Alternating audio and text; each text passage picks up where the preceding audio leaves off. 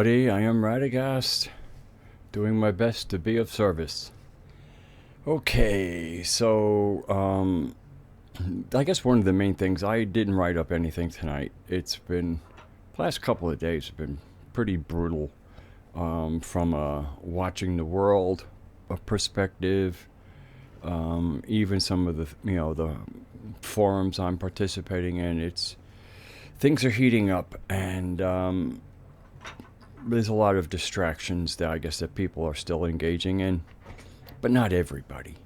And that's what one of the things I want to mention is that I'm going to be on a show. I'm going to co-host with Raksha Moose on his channel, which is I now have ModWiz recommendations on my YouTube channel, and so you'll see Raksha Moose there. And it's let's see, it's still technically Tuesday, so it's on Thursday. Although we might be, when you see this, it might be some part of Wednesday, in which case it would then be tomorrow. But it's on Thursday.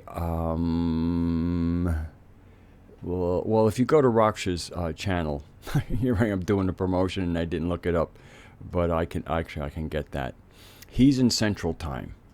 And so the time that he puts there is an hour later for Eastern Time.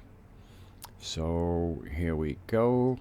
And he's decided, I guess it's under his home thing. Here I am doing okay, so it's When Nature Calls, Volume 6, Wizard and the Moose, co-host with ModWiz, and he put 125. The reason I have 125 after my name is when I went to do my channel, I needed to put something after it. Just plain old ModWiz wasn't going to get it. So the 125 has a somewhat, it applies to me somewhat. And my birth path is an 8, so it does add up to an 8, so that's good enough. And I did call it up. So it is going to be, it's at Thursday at 9 p.m. Central Time. So that would be 8 p.m. for Eastern Time people. And, obviously, according to your time zones. And I have been participating, I've been largely part of, witnessing, so to speak. And I just want to speak a little bit about what Raksha is doing, or Moose, as many people call him. And it's about building community.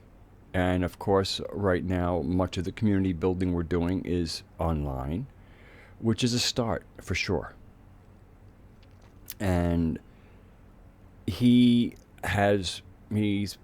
part of a shamanic tradition, and he is really brilliant at working with people who are really struggling with their psychology, or with their shit, in kind of the colloquial way of phrasing it. And he's doing a good job, and he's going where I'm not. I guess he's at. I mean, I'm 64, and have done a lot of work to be where I am, and so he's doing the work that's appropriate for him, while I do the work that's appropriate for me. But we've developed a really good friendship, and so he's honored me to be his co-host on his next show. So I'd like to kind of just let people know that I'm going to be live with Raksha on his show. It's a Google, I guess it's a Google Hangout type of thing. So, and the chat is live, and that enables people to talk to, the people at Raksha and myself. And also it's a group that knows each other. It's a friendly group. When you come in, people say hello to each other. They say goodbye to each other, although there isn't much goodbye. It's mainly hello. And it's a humble little gathering. Currently, the last time I looked, or maybe I can look right now, his subscriber base is at 62.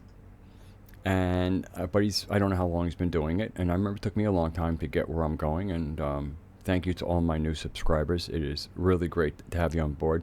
We're having some pretty decent conversations. I do mean conversations on the replies. I'm really pretty diligent about engaging people. I always give people a thumbs up, and I like to sometimes just thank people, but usually I like to comment on their comment. So very often when Raksha's doing or Moose is doing his live chat, it'll be anywhere from 8, 12, 15 people in the chat. So it's the chat, and he has it on a time chat. So you really can't dominate. Of course, I'm a terrible typer. So often after I hit send and I see my typo, I want to do a correction, but I have to wait, I don't know, 8 or so seconds before it'll let me put in my correction. And I'm just inviting people who watch me just to stop by, see if it suits you. Also, I haven't really been able to make Google Hangouts work for me, so I know Moose would be more than happy to have some new people, find out what he's doing, find out if that works for you. But again, there will be live interaction in between. Usually it starts off, he usually starts things off. We'll probably kind of start a discussion, and then at that point we start looking at the chat to interact in live time with people who are there. So I'm extending an invitation to that. So that's Thursday at 9 p.m. Central Time. For those on the East Coast, I know that's 8 o'clock. And obviously we're, I guess, out on the East. I guess on the West Coast, that would make it 11 o'clock at night. Or is it earlier? Who knows? Usually I'm very good at math. The moon has been in Taurus for the past couple of days. That's square my sun. And a Taurus is really, a Taurus intellect is very interesting. I had a friend of mine who was Taurus. And he was every bit as smart as me, but not as quickly smart as me. And which was interesting because sometimes I would zing one over his head. Something about, that I knew his intellect would not catch at the moment. And then either a few hours later or the next day, he'd get back to me and go, I did get that. And, you might want to cut that out before I bring my Taurian bulk upon your butt. So I'm experiencing a certain amount of mental sluggishness, but also the square to my sun doesn't help much, which is another air sign, which is Aquarius. And so I'm very muddled, and plus also I've had in many ways an emotionally difficult day, just because the world is doing what the world is doing, and I see ways that we don't have to quite be where we are, or at least I think, I see ways where, if I could, sharing them is one way to find out how in tune I am. And it's one thing to be in tune with maybe the universe, but is it in tune with the people, and with what's going on with the people is what matters. So this is probably going to be one of my shortest videos, but I had gone a day. The Cosmic Emporium has been getting good views. My last Mystic Brew is just about ground to a halt of UI, so that means it's time for another Mystic Brew. I am making my way through a book that is I'm really enjoying. It's John Lash's Not in His Image. It's a few years old, and many of his ideas we've heard in interviews, but in here we get the scholarly how he arrived at a lot of his scholarly work. Because again, for a lot of us, it isn't just about what's in books. It's about what we get from the noosphere, what we get from our hearts, and then bringing all those things together into coherence. And he's done a really amazing job in this book. So I'm working this, and part of the reason why I'm going through this book, besides the fact that I think the Sophianic narrative is one of the more important narratives for people to find out about, because I really feel that part of what's holding us back has been what's happened anywhere. We'll just give it a rough estimate of 5,000 years. It might be less. It's probably not much longer. And how part of a kind of landscape for us to go into the future, we could certainly borrow some of that, of what was part of a past before, something not really healthy for our psychology, and especially for our relationship to the earth. Our relationship to the earth has gone downhill terribly. The whole just the natural connection of where we come from has largely been broken. One of the things that John addresses in the book is that often the ecology doesn't have the depth of the spirituality that the naturally occurring ecology, like the ecology of the Native Americans before the Europeans got here. That sense of being a part of the planet, how to take care of the planet, and the fact that after you leave your mortal coil, you have a generation in front of you and thinking seven generations ahead. We're currently in such an earth crisis where, part of the global warming hysteria and our climate change hysteria, is based on what might happen in the next 10, 20 years. It's, and I think a lot of it is quite alarmist, but there's no question that pollution, the real problem is that, the land is dying, the lack of nutrients, because in the things that we're eating and supposed to get minerals from, there's almost no minerals, at least in modern agriculture. So we're getting sicker and sicker. That sickness is also making us more and more obese. And so anyway, so in this book, it kind of lays some of the psychological and the spiritual connection that is needed for true deep ecology. And so I'm conducting, this is my reading research, and then the beauty is his research, he has all the notes and bibliographies. This is some serious research. But I'm also working with another book by a relatively unknown author, Anton Parks, who wrote all his original books in French. And the one book I have and his specialty is Anunnaki.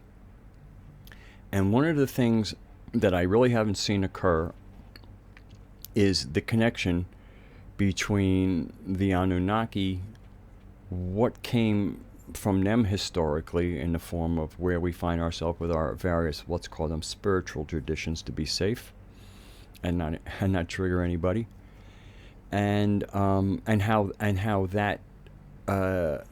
that clashed with the native ways, and the old pagan ways in many ways, and how just that tension point between people who were connected to the earth and people who didn't even have their origins on this planet, from what we can tell, and then how them mixing their genetics. I see a big connection in how off-world genetics were mixed into an on-world body, and then of course the morphogenetic fields, the noosphere, and of course the intelligence of the planet, and how it worked with those genetics, and why it might have even seen that as a good thing. So I'm trying to do my research so that I can then put out not a book, but a series of videos that go through that, so that in many ways how the story gets told was how the stories were kept for tens of thousands of years, and that was through spoken word. And so that's kind of like what I'm working on. It's going to be a while before I have the research done. I will have to write voluminous notes so that I can speak it. But it's just something that is really feeding me and driving me. That's kind of like my opus of kind of video work.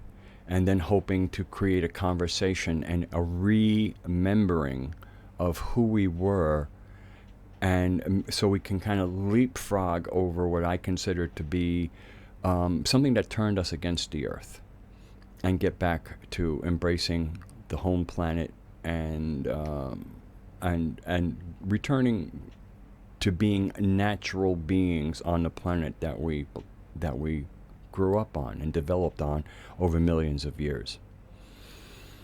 So I think I'm going to close that out, make that This Mystic Brew, and it's largely kind of like the title would be something about, the developing narrative video, and also promoting the fact that I'm going to be with Raksha Moose on Thursday at 9 p.m. Central Time. And I hope that you will join us, or those of you who have the time and the interest. It's a very different kind of thing, but it's special. And if it wasn't special, I wouldn't be asking you to come in there. This isn't so much about me or even Moose. This is about us, and maybe finding more people to start communicating with, and where we can produce some fruit besides some words. And so I just so things are getting very, very crazy out there. So it's a good time to stay as centered as you can. Meditate, pray, however it is that you connect to Source and your heart, and know that I feel love. I feel so much love for people. It's almost difficult for me to talk about certain things, because I'll probably be too soft on things. And also, we need to talk about what we're going to do and not what other people are doing so much. I still see a lot of what effectively is gossip in so many ways. So that'll be it, and I will see you next time.